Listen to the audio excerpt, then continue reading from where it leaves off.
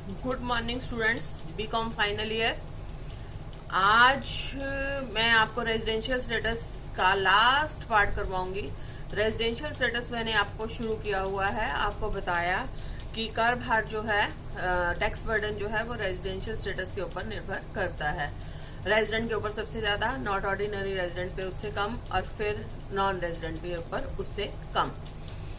उसमें मैंने आपको individual, Hindu undivided family, partnership firm, association of persons और कंपनी का रेजिडेंशियल स्टेटस जो है वो कैसे कैलकुलेट किया जाता है उसके बारे में बताया। फिर उसके बाद मैंने इंसिडेंस ऑफ टैक्स यानी करदाता पर कर भार जो है उसकी निवासी स्थिति के अनुसार कैसे लगाया जाता है वो मैंने आपको पूरा एक्सप्लेन किया। इलस्ट्रेशंस शुरू करवाई, 15 तक जो है वो मैंने इलस्ट्रेशंस आपको करवाई हैं, और 15 तक नहीं, रादर 16 तक जो है वो इलस्ट्रेशंस करवाई हैं। आज मैं लास्ट आपको इलस्ट्रेशंस करवा रही हूँ। उसके बाद जो है हम मूव ऑन करेंगे नेक्स्ट चैप्टर की तरफ, इनकम फ्रॉम हाउस प्रॉपर्टी। तो जो क्वेश्चंस उस दिन रह गए थे उसके लिए मैं आपको अब इलस्ट्रेशंस जो है वो करवाऊंगी। तो देखो ध्यान से, इलस्ट्रेशन 17, प्रीवियस ईयर 1920 के लिए महेश की टैक्सेबल इनकम जो है वो निम्न है। लंदन में की गई सेवाओं के लिए भारत में प्राप्त वेतन से आय 8,000 पे गणना की गई। तो इसमें जो है आपने देखा कि सर्विसेज कहाँ रेंडर की हैं, लंदन में, लेकिन जो आपने रिसीव किया है रेमुरेशन वो कहाँ किया है, इंडिया में। तो इसमें उस दिन पहले जैसे हम कर रहे थे 3 कॉलम्स बना लेंगे, non resident, not ordinary resident and non resident. ठीक है,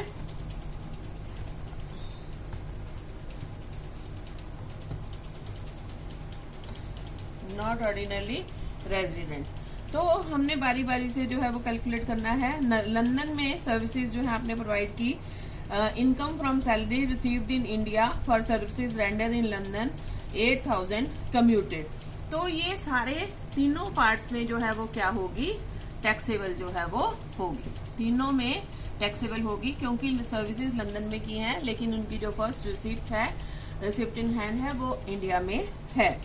उसके बाद जो है income from house property in Iran received in India. इसमें भी क्या है कि एक्रू कहाँ हुई है, ईरान में, लेकिन हमने रिसीव कहाँ की है, इंडिया में, इसलिए ये तीनों केसेस में जो है वो टैक्सेबल होगी। उसके बाद वो कहते हैं कि भारतीय कंपनी से लाभांश, वो मैंने आपको हमेशा बताया है कि वो सभी केसेस में क्या होगा, एग्जम्प्ट। अगर डोमेस्टिक कंपनी से किसी भी तरह का डिविडेंड होता है तो वो क्या होता है, एग्जम्प्ट जो है वो होता है।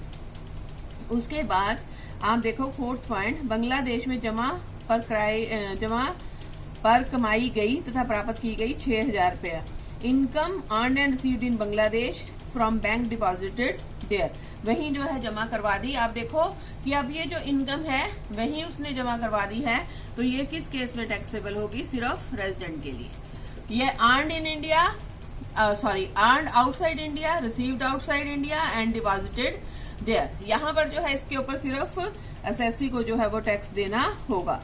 उसके बाद जो है आपका पाकिस्तान में स्थित व्यापार के लिए लाभ वही बैंक में जमा किए, ये भारत से नियंत्रित है। 10,000 रुपए में से 20,000 रुपए में से 10,000 रुपए भारत लाए गए, 20,000 profit of business establish in Pakistan deposited in a bank there, this business is controlled from India, out of 20,000 sum of 10,000 is remitted to India 20,000। उस दिन मैंने आपको बताया था कि अगर कोई इनकम इंडिया से बिजनेस जो है वो भारत के बाहर चलाया जाता है लेकिन उसका कंट्रोल इंडिया में स्थित है, तो नॉन ऑर्डिनरी रेजिडेंट के केस में वो क्या माना जाएगा, टैक्सेबल जो है वो माना जाएगा। इसलिए आपका जो है दोनों केसेस में क्या होगा, इसमें 20,000, और रेजिडेंट के केस में भी 20,000 टैक्सेबल होगा और 20,000, और नॉट ऑर्डिनरी के रेजिडेंट के केस में जो है ये टैक्सेबल नहीं होगा, क्योंकि ये earned outside India, received outside India जो है वो है। और उसके बाद जो है आय भोपाल में बाधित परंतु सिंगापुर में प्राप्त, लेकिन कहाँ रिसीव की, इंडिया आय भोपाल में उपार्जित, एक्रू और अराइज इन इंडिया, तो ये भी क्या होता है, तीनों केसेस में जो है वो टैक्सेबल होता है। उसके बाद इंग्लैंड में कृषि से आई ये संपूर्ण आय बच्चों की शिक्षा पर लंदन में ही व्यय कर दी गई। तो earned outside India and received outside India, और वहीं स्पेंड कर दी, तो ये किस केस में टैक्सेबल होगी, सिर्फ रेजिडेंट के केस में जो है वो टैक्सेबल होगी। इनकम फ्रॉम एग्रीकल्चर लैंड, तो आपने ये इनकम कम्यूट करनी है और इसके ऊपर क्या कैलकुलेट करना है, टैक्स जो है वो कैलकुलेट करना है। क्या कैलकुलेट करना है, टैक्स कैलकुलेट करना है। वो अभी हमारे सिलेबस में आगे जाकर है, तो ये आपकी आ जाएगी, टैक्सेबल इनकम जो है वो आ जाएगी। तो उसके साथ जो है ये इलस्ट्रेशन आपकी 17th हो गई। अब मैं जो है 18th इलस्ट्रेशन कर रही हूँ। इसमें आपने बताना है, क्वेश्चन पढ़ के देखते हैं कि क्या बताना है।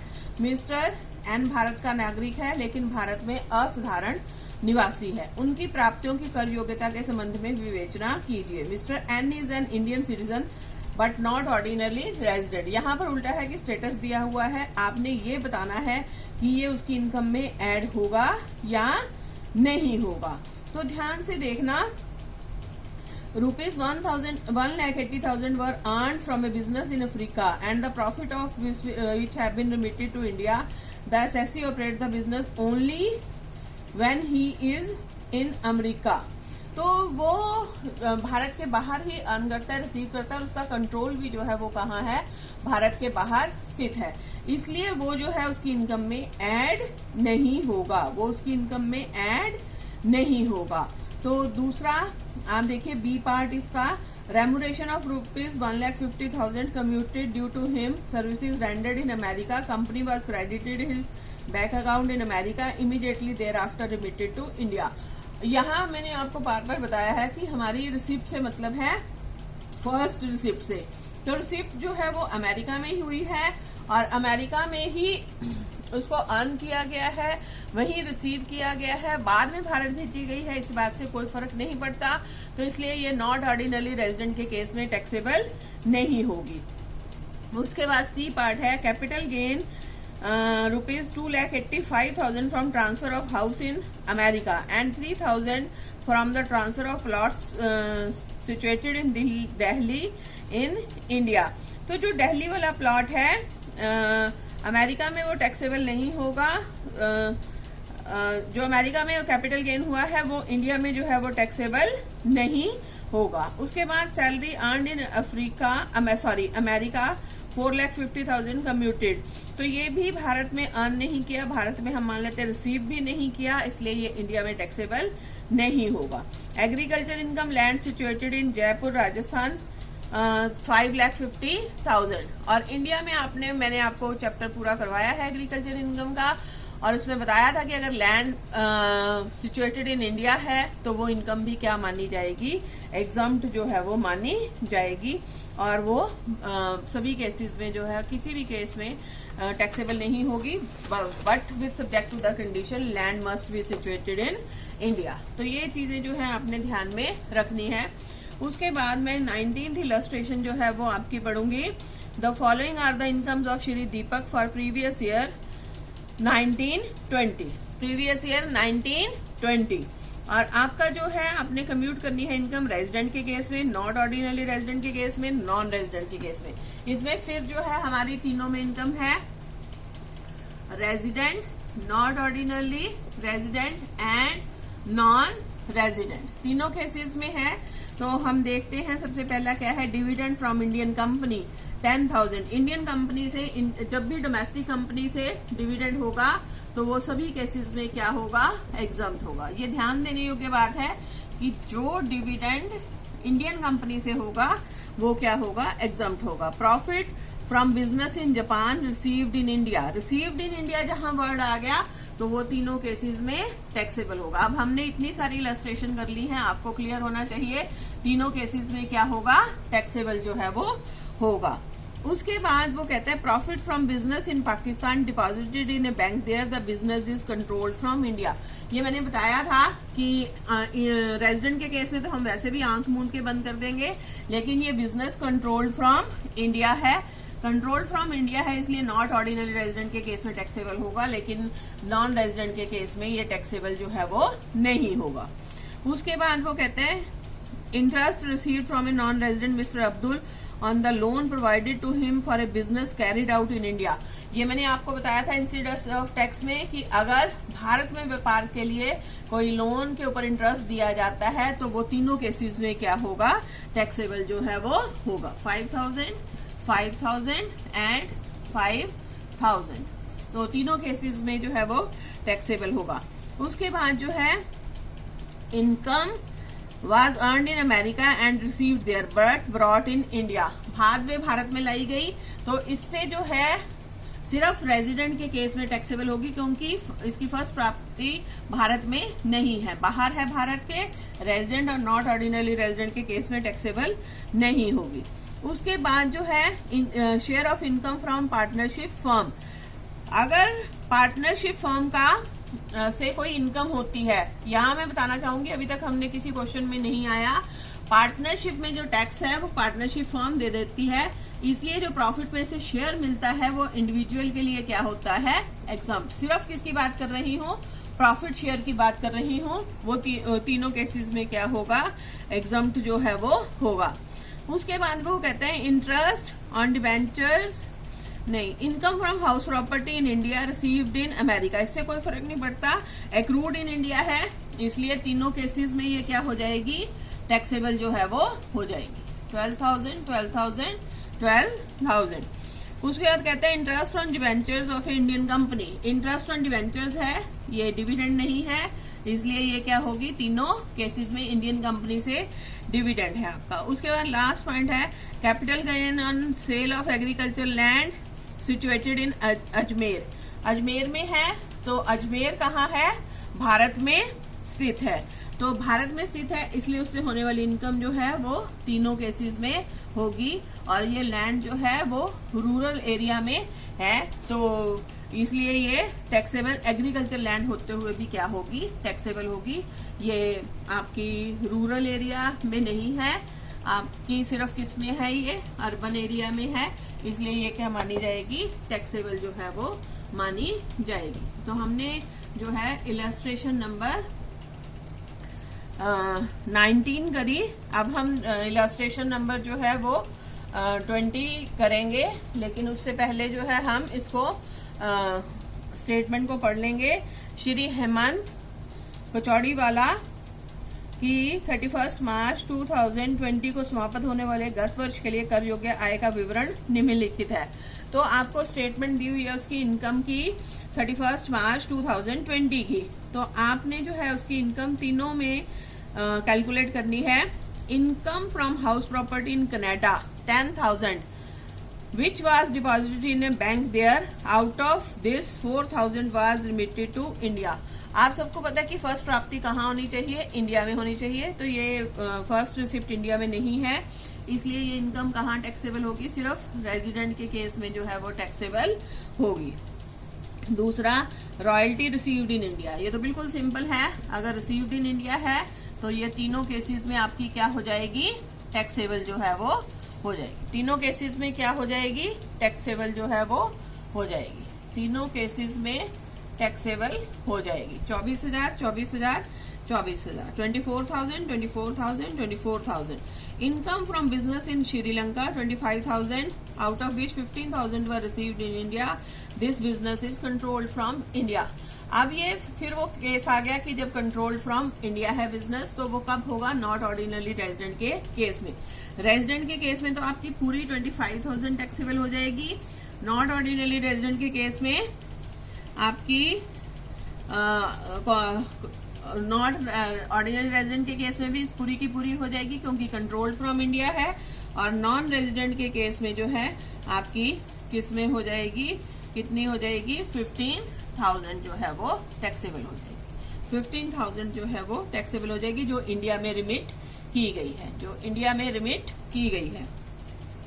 उसके बाद वो कहते हैं interest income from investment in Paris, Paris में इन्वेस्टमेंट की गई उससे इनकम, यहाँ कुछ लिखा received in outside India, earned outside India, तो ये सिर्फ किस केस में टैक्सेबल होगी, रेजिडेंट के केस में जो है वो टैक्सेबल होगी। उसके बाद ध्यान से देखो, interest received from a non resident 5,000 against a loan to which him to run a business in India. जो किसके लिए लिया गया है, एक अनिवासी से 5,000 रुपए का ब्याज प्राप्त किया, उसे में व्यापार भारत में चलाने के लिए ऋण दिया गया था। जब भारत में व्यापार चलाने के लिए ऋण दिया जाता है, उसके ऊपर इंटरेस्ट आता है, तो वो तीनों केसेस में क्या होता है, टैक्सेबल जो है वो होता है। तो ये छोटे छोटे पॉइंट्स हैं जिनका आपने ध्यान रखना है। इनकम फ्रॉम बिजनेस, एक मिनट, 6th पॉइंट है, royalty received outside India from a resident for technical services to run a business outside India. Outside India है, दोनों पॉइंट्स में क्लैरिटी हो जाएगी। ऊपर लोन का इंटरेस्ट कहाँ दिया गया, इंडिया में पे किया गया, लेकिन यहाँ पेमेंट कहाँ की गई, इंडिया के बाहर पे की गई, इसलिए ये सिर्फ किस केस में टैक्सेबल होगा, रेजिडेंट के केस में जो है वो टैक्सेबल होगा। उसके बाद है income from business in India, the business is controlled from America, लेकिन बिजनेस कहाँ है, इंडिया में है, तो accrued and arise in India. इस बात से कोई नहीं फर्क पड़ता कि रिसीव कहाँ की गई, तो accrued and arise in India. उसके बाद है वो income from sale of house property in Gwalior. Gwalior कहाँ है, इंडिया में। ग्वालियर कहाँ है, इंडिया में, इसलिए ग्वालियर इंडिया में है, तो जो भी इनकम होगी वो तीनों केसेस में क्या होगी, टैक्सेबल जो है वो होगी। तो हमने इसको इस तरह से करना है, ये आ जाएगा, इसका आप टोटल जो है वो कर लेंगे, ग्रॉस टोटल इनकम आपकी आ जाएगी और आप जो है इसको कैलकुलेट कर पाएंगे।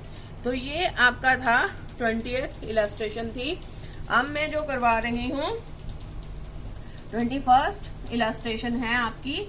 21st इलस्ट्रेशन इसी तरह से है,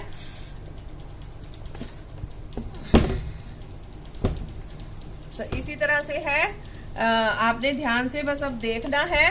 तो आप देखोगे ध्यान से तो आपको अब खुद को भी आ जाना चाहिए। The following are the particulars of mister Ganesh income during previous year 1920। तो हमने इसमें ध्यान से देखना है, तीनों वही हैं, हमने केसेस को देखना है। तो केसेस क्या कहते हैं, ध्यान से क्वेश्चन पढ़ेंगे। Income from land situated in Kanpur. Kanpur कहाँ है, इंडिया में है, आप सभी को पता है, यूपी में है कानपुर, तो ये कहाँ है, इंडिया में है। तो इससे जो भी इनकम होगी वो तीनों केसेस में एग्जाम्प्ट जो है वो होगी। एग्जाम्प्ट क्या होगी, एग्जाम्प्ट। यहाँ पे आपने जो वर्ड लिखना है वो क्या लिखना है, exempt. First point. Second point जो है वो आपका income from business in Chennai the manage from London. अब ये बिजनेस इंडिया में है, मैनेज कहीं से भी होता है, इस बात का कोई फर्क नहीं पड़ता, क्योंकि एक चीज इंडिया में होनी चाहिए। तो बिजनेस कहाँ है, इंडिया में है, एक्रूड कहाँ हो रही है, इंडिया में हो रही है। तो ये तीनों केसेस में क्या है, टैक्सेबल होगा। उसके बाद income from electronic industry in Japan, its head office is situated in Japan, out of which this 50,000 brought in India. 50,000 जो है वो बाद में भारत में लाई गई, लेकिन बिजनेस कहाँ है, जापान में है, इसलिए सिर्फ किस में टैक्सेबल होगी, रेजिडेंट के केस में जो है वो टैक्सेबल होगी। उसके बाद income from business in Iran 35,000, the income from business which is controlled from India is included. तो उसमें वो बिजनेस इनकम इंक्लूड है जो बिजनेस इंडिया में से कंट्रोल होता है, जिसका नियंत्रण कहाँ है, भारत में स्थित है। तो इसका मतलब रेजिडेंट के केस में तो सारी हो जाएगी, और नॉट ऑर्डिनरी रेजिडेंट के केस में 35,000 जिसका कंट्रोल इंडिया में है, और रेजिडेंट के नॉन रेजिडेंट के केस में क्या हो जाएगी, नील जो है वो हो जाएगी। उसके बाद agriculture income from agriculture land in Sri Lanka and deposited in a bank there. अब इनकम कहाँ से है, श्रीलंका के एग्रीकल्चर लैंड से है। तो अगर हमने इसको एग्जम्प्ट मानना होता है तो ये होता है कि land must be situated in India, लेकिन ये इंडिया में सिचुएटेड नहीं है, श्रीलंका में सिचुएटेड है, और वहीं अर्न की वहीं रिसीव की, तो सिर्फ किसके केस में टैक्सेबल होगी, रेजिडेंट के केस में जो है वो टैक्सेबल होगी। उसके बाद Sudhir who is a non resident paid interest on loan provided to him for a business carried on India. तो ये लोन कहाँ, भारत के बाहर लिया गया या कहीं भी, लेकिन उसकी पेमेंट जो है इंटरेस्ट की कहाँ हो रही है, इंडिया में। व्यवसाय कहाँ से चलाया जा रहा है, भारत में। भारत के में व्यवसाय चलाने के लिए जो है वो लोन लिया गया है। तो उसकी इनकम है 28,000।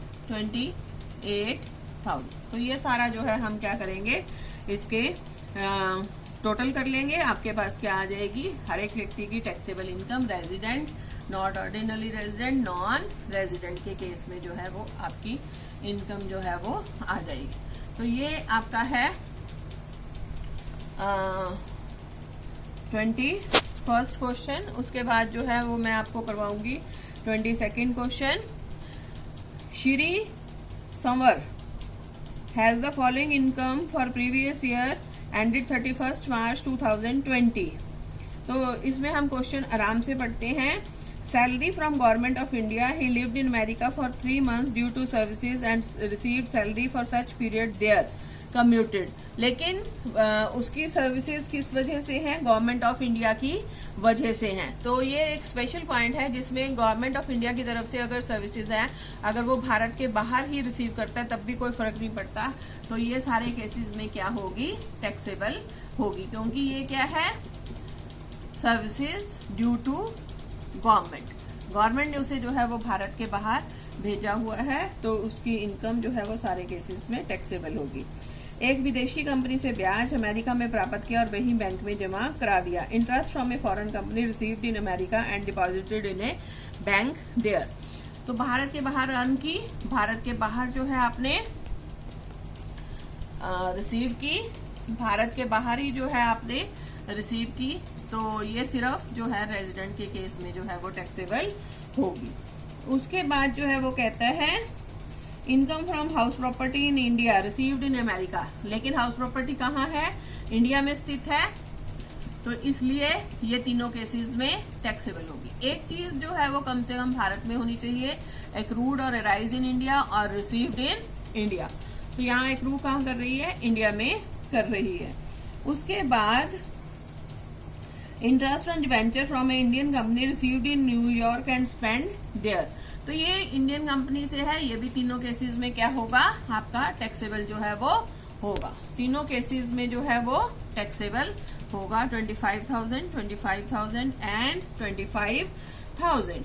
उसके बाद जो है income from A business in Ujjain manage from America. Ujjain में बिजनेस है तो ये भारत में है, एक चीज भारत में है, उज्जैन भारत में है, तो सारे केसेस में ये क्या हो जाएगी, टैक्सेबल जो है वो हो जाएगी।